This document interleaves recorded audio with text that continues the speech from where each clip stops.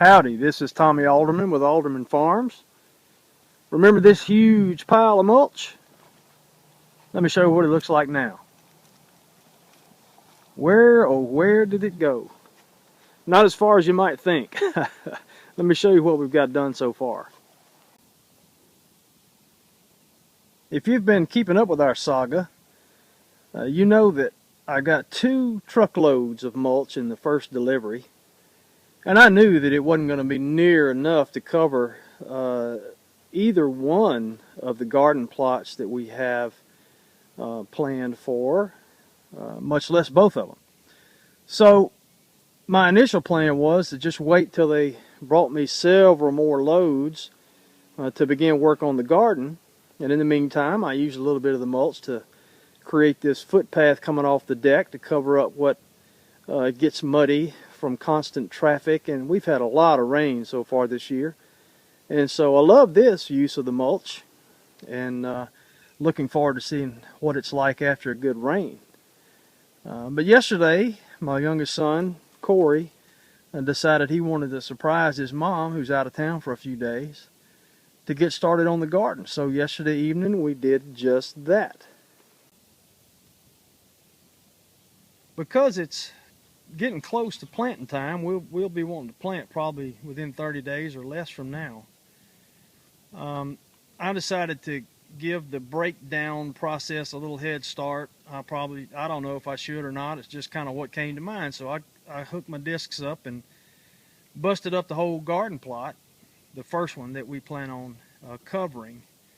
And I don't know what I was thinking, knowing I didn't have enough mulch to cover the whole thing, even with a thin layer, much less the 6 to 8 inches that we need for the proper covering. So I don't know what I was thinking, disking up the whole thing. That was silly because we got some rain coming, and that means I'm going to have some mud in this area that we didn't get covered.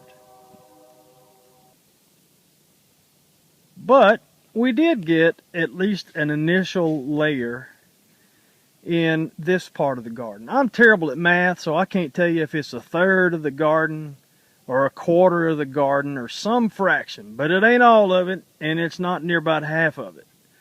And it's not as deep as it needs to be. So, but we had fun doing it. If you've seen any of my earlier videos, you recognize that there were a couple of raised beds in here. One made out of treated lumber, kind of like that. Well, very similar, almost exactly like that, the bed you see there in the background for the lettuce bed.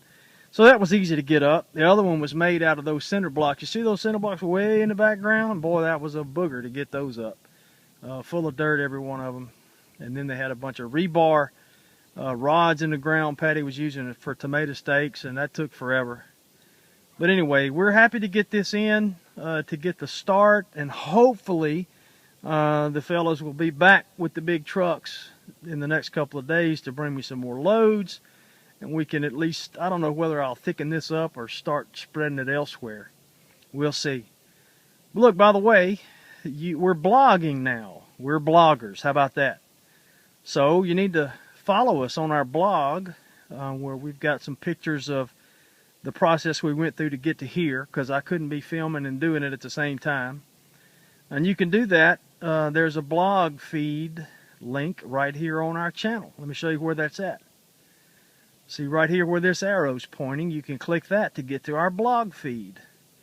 Or you can go to our website at aldermanfarms.net, and there's a couple of spots on there where you can drop in your email address and subscribe to our blog feed right there. Hope you'll do that.